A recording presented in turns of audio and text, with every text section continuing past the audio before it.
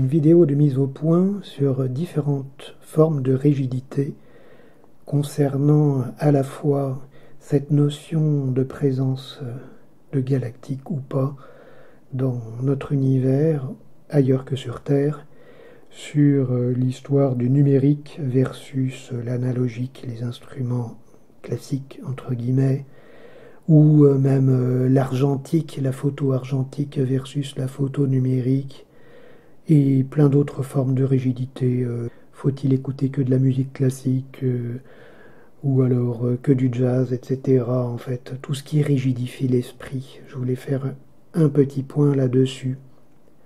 Et je vais commencer par cette notion donc de galactique. Il faut dire que les médias ont pas mal démoli cette idée-là pendant des années, d'une façon qui n'est pas scientifique du tout. Mais bon, passons, et il était de bon ton de rire de ce sujet-là, quand bien même vous avez pas mal de témoignages assez troublants. Et des gens qui se disent soi-disant scientifiques, qui ont fermé toute possibilité de vie en dehors de notre petite planète perdue au milieu de milliards d'autres planètes qui sont elles-mêmes perdues dans des milliards de galaxies et d'amas de galaxies. Se croire bien sûr le centre de l'univers, c'est une vieille histoire, une histoire moyenâgeuse en fait, en réalité. Certes, tout le monde ne les voit pas, il y a des gens qui les ont croisés, il y a des gens qui ont vu des choses, il y a des gens qui ont même été jusqu'à être abductés, mais cela paraît complètement fou, évidemment, de fait, pour un certain nombre de personnes, ce que je comprends complètement. Ce que je comprends un petit peu moins, c'est qu'il faille imposer sa façon de voir ou sa frustration quelque part de ne pas... Parce qu'il y a quelque part, en filigrane, une forme de frustration derrière. C'est moi je ne les vois pas, alors vous m'énervez avec vos histoires, en fait, quelque part.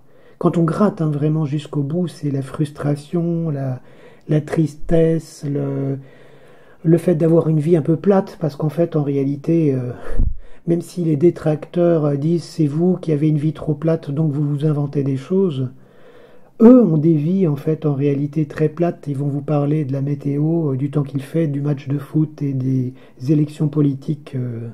Voilà, leur vie en fait est réduite à leur champ de conscience, est réduit vraiment à un tout petit champ d'expérience.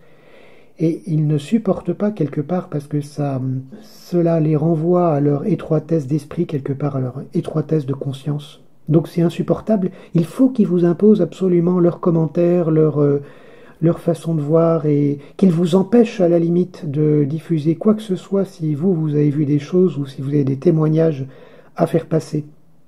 Et bien sûr, si jamais vous modérez un petit peu ces commentaires, ils vont crier à la liberté d'expression. C'est la liberté en fait d'essayer de vous imposer leur vue. Il faut absolument que vous les autorisiez à vous traiter de tous les noms et à vous incendier lorsque vous relayez quelque chose d'autre. Ça, c'est très important en revanche. Si je venais chez eux, par contre, leur imposer ma façon de voir, ça, là, ils diraient non, c'est pas ta liberté de venir m'imposer tes choses. Pourtant, on ne leur impose rien. Personne n'oblige à regarder ces vidéos, personne n'oblige à aller sur ces chaînes. Personne ne les empêche de créer leur chaîne, comme je dis souvent des chaînes de haine d'ailleurs, puisque souvent ils sont assez haineux en réalité. C'est une façon d'inverser les choses quelque part. Maintenant, venons sur le sujet par exemple du numérique versus l'analogique. Il y a des gens qui ne supportent pas les appareils numériques, la musique électronique, ils préfèrent, vous savez, ces vrais instruments comme ils disent. Oui, certes, il y a de très beaux instruments, je suis d'accord qu'il y a une richesse sonore extraordinaire dans un vrai instrument, effectivement, de matière, je suis complètement d'accord, mais d'une part, tout le monde n'a pas le budget, je suis désolé, tout le monde ne peut pas se payer un piano à queue pour avoir vraiment toute la richesse sonore, donc Dieu merci, heureusement qu'il existe des pianos numériques qui imitent avec beaucoup plus de finesse maintenant, désormais, les sons de ces instruments-là. Par ailleurs, je ferai remarquer à ces personnes que même un piano à queue, vous ne pouvez pas le faire changer de tonalité à volonté, comme on peut le faire avec un piano numérique, et explorer d'autres gammes, d'autres accords. comme par exemple le La, pas seulement 432, mais 429,62 Hz, la fréquence de l'eau, ou le 450 Hz, ou bien d'autres fréquences, pour explorer des fréquences très intéressantes, parce que toutes les fréquences en réalité sont intéressantes. Il n'y a pas de fréquence diabolique, entre guillemets, comme vous n'avez pas de chiffre diabolique. Je suis désolé si quelqu'un est né le 13 ou une date qui ressemble à 666, vous n'allez pas le jeter dans le feu. Je suis désolé si vous avez des enfants qui sont nés le 13, vous n'allez pas les jeter dans le feu, que je sache. Ou alors c'est vous qui êtes diabolique. Donc diaboliser des nombres, diaboliser des fréquences et diaboliser le numérique, quelque part, c'est peut-être une forme de rigidité intérieure, de mon point de vue en tout cas.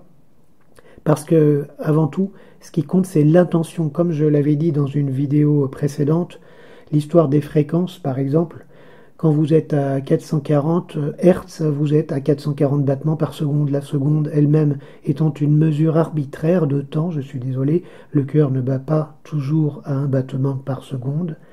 Vous pourriez la mesurer autrement. 440, votre 432, il prend une toute autre tournure. Et l'histoire de la table avec le sable qui fait des dessins particuliers pour une fréquence, ça dépend de la surface de votre table. Et oui, désolé de casser un petit peu cette baraque. En revanche, comme je l'avais expliqué, le 440 Hz était utilisé, je le rappelle, par les Allemands déjà en 1700. Ce que je trouve le plus gênant surtout, c'est le fait d'avoir imposé le 440 Hz à tous les conservatoires pendant la Seconde Guerre mondiale, et donc qu'il y ait cette hégémonie de la fréquence choisie par les Allemands en 1700. Parenthèse fermée là-dessus, donc revenons-en au numérique. Quand vous découpez certes un son par des barres numériques plus ou moins fines, je vais montrer un petit peu en vidéo ce que cela donne avec un schéma. Vous avez des découpages plus ou moins fins d'une onde qui certes est beaucoup plus subtil que ces découpages, même s'ils sont tout petits. Un CD a un découpage beaucoup plus fin qu'un MP3, même à 320 kilobits par seconde. Cette notion de kilobits par seconde, c'est la quantité d'informations qui passe dans une seconde. Je ne vais pas m'étendre sur le sujet. Le CD a lui-même une compression de toute façon, dans tous les cas, même si son découpage est encore beaucoup plus fin. Cela veut dire quoi en fait? Cela veut dire que votre découpage effectivement ne reflète pas exactement toute la subtilité du monde sonore. Quand vous avez un vinyle, vous avez effectivement dans la matière quelque chose qui a été imprimé directement par l'onde et qui n'est pas un découpage. Mais lorsque vous le restituez à partir de haut-parleurs qui sont quand même des appareils électroniques. On ne peut pas être dans la perfection de la voix d'origine, quoi qu'il en soit. Même si la voix de son maître, effectivement, le chien, en entendant le vinyle de son maître, se met à hurler parce qu'effectivement, il est réputé refléter davantage la réalité et donc l'onde sonore qui a modelé la matière. Par exemple, je regarde sur un clavier numérique, les touches, elles sont identiques à celles d'un piano classique, mais par exemple, vous pouvez effectivement avoir ce son assez profond d'un piano classique. Pourriez-vous dire, bon, ok, c'est pas tout à fait pareil, j'ai quelque chose d'approchant ici, quelque chose qui fait un tout petit peu plus métallique, certes, même si je mets un petit peu d'effet, mais pour autant, il y a quand même des possibilités qui sont vraiment intéressantes sur ce style de piano.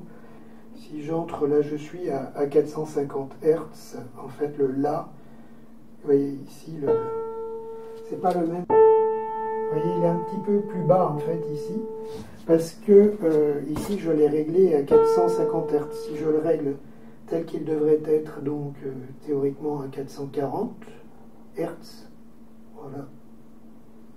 Ici le La. Voilà, là vous êtes vraiment sur le même. Si, voilà. Voilà. Et le fameux 432, bon moi je peux pas mettre 429,62 sur ce. Voilà, 432.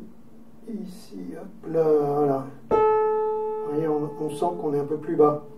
Donc vous avez plein de possibilités que vous n'avez pas là-dessus. Vous n'allez pas vous amuser à désaccorder un piano droit Et pour revenir, moi j'aime bien le 450, après chacun ses trucs, hein, on ne va pas revenir sur ces débats-là. Par rapport à des pianos, justement, alors, quand je rentre là-dedans, vous pouvez donc changer par exemple la tonalité ici. Si je change le Do, vous voyez ici je change la tonalité du Do. Et ici si je le change, je le mets beaucoup plus. Voyez,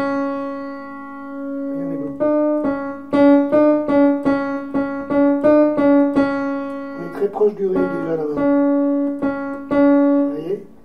Et la note, vous pouvez individuellement changer la hauteur de votre note, mais beaucoup plus finement. Donc on a tous ces demi-tons intermédiaires.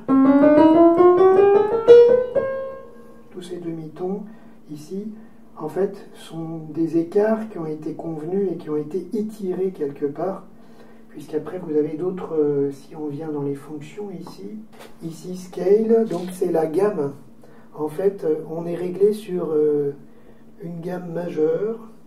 Venons-en maintenant sur la gamme, donc Do, Ré, Mi, Fa, Sol, La, Si, Do, que vous connaissez tous pour la plupart. De Do à Do. Ça, c'est la gamme égale, donc telle qu'elle est réglée sur les pianos classiques. Vous voyez, ici, si je joue en gamme purement majeure, vous voyez, ça sonne un peu différent. Ça, c'est la gamme normalement telle qu'elle devrait être chantée et qu'un piano classique ne peut pas faire quand on est en mode majeur. Donc, joyeux. Et dans le mode mineur, pur mineur, en fait, elle concerne plus les modes mineurs. Donc, par exemple,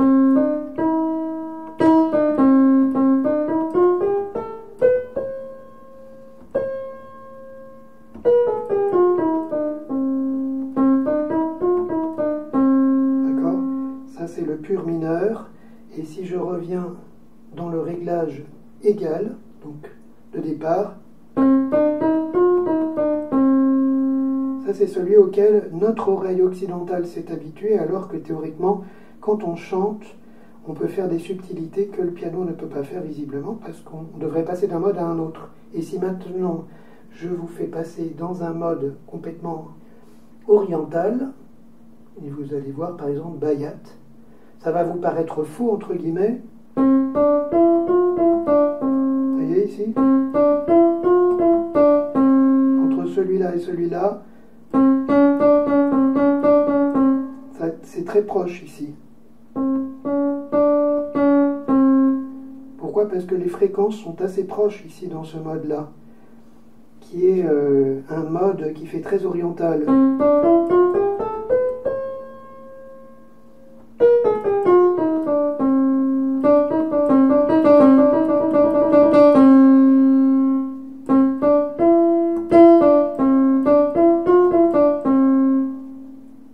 Au lieu de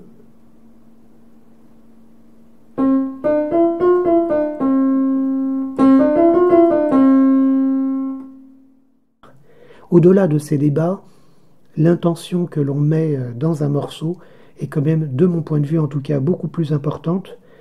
Et c'est le même débat autour des couleurs. Il y a des gens qui ne supportent pas certaines couleurs, il y a des gens qui ne supportent pas un certain style, et maintenant je vais venir sur l'histoire des styles de musique. Il y a des gens qui ne supportent pas le jazz. Eh bien, à l'inverse, il y a des gens qui ne supportent pas le classique. Moi, je dois dire que j'écoute un petit peu de tout, mais quelque part, je finis par ne plus supporter le classique, justement parce que on formate les gens au conservatoire, en tout cas, on formate énormément avec le classique. Je ne sais pas si ça s'ouvre un petit peu maintenant. Comme je l'avais expliqué dans une vidéo précédente, écouter une musique, ce n'est pas seulement entendre. En fait, lorsqu'on écoute, on ouvre davantage son canal à l'intérieur. Et il y a justement cette information qui peut passer davantage. Alors bien sûr, il y a des choses qui peuvent être choquantes au début. Lorsque l'on est habitué à la musique classique, il y a des accords qui peuvent sembler un peu dissonants, qui en fait, en réalité, sont très très beaux. Joués d'une certaine manière, il y a la façon de jouer un accord. Il ne faut pas tout ramener à cette idée que telle et telle note ne vont pas ensemble, que telle et telle couleur ne s'accorde pas bien.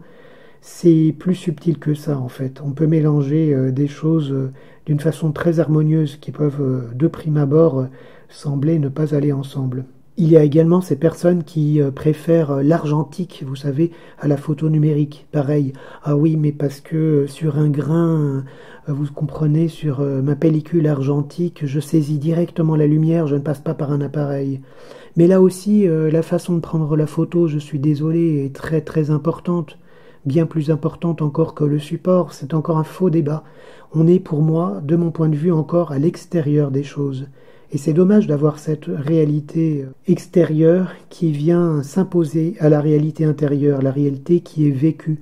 Lorsque vous avez quelqu'un qui témoigne, quand il y a un témoignage, pour revenir par exemple au Galactique, d'une personne qui est vraiment touchant, quand la personne s'exprime avec ses tripes quelque part, avec tout ce qu'elle a vécu, lorsque vous écoutez vraiment la personne et que vous sentez cette sensibilité, cette façon d'avoir perçu quelque chose que vous savez en tout cas être vrai pour elle. Après, est-ce que cela s'est réellement produit? Est-ce qu'il y a eu une hallucination, un dysfonctionnement, diraient les neurologues matérialistes de son cerveau? On ne sait pas dans l'absolu, mais écoutez au moins le son de la voix pour savoir si elle est sincère quelque part. Il y a des fréquences, il y a des choses que l'on peut percevoir dans une voix. Voilà, j'espère que cela permet de remettre un petit peu les pendules à l'heure sur ces notions-là. Et écoutez, si vous préférez l'argentique, si vous préférez la musique classique, si vous préférez les vrais instruments comme vous dites et que vous voulez exclure absolument tout le reste, c'est absolument votre choix. Vous pouvez ne pas supporter l'idée de galactique, vous pouvez absolument réduire votre champ de conscience à vos perceptions à vous, mais s'il vous plaît, essayez de ne pas les imposer aux autres. Cela serait tellement plus agréable d'avoir un monde où chacun a sa place, où chacun peut exprimer ce qu'il ressent sans vouloir absolument l'imposer aux autres. Qu'est-ce que vous en pensez de ça? À bientôt, prenez soin de vous et soyez le plus ouvert possible.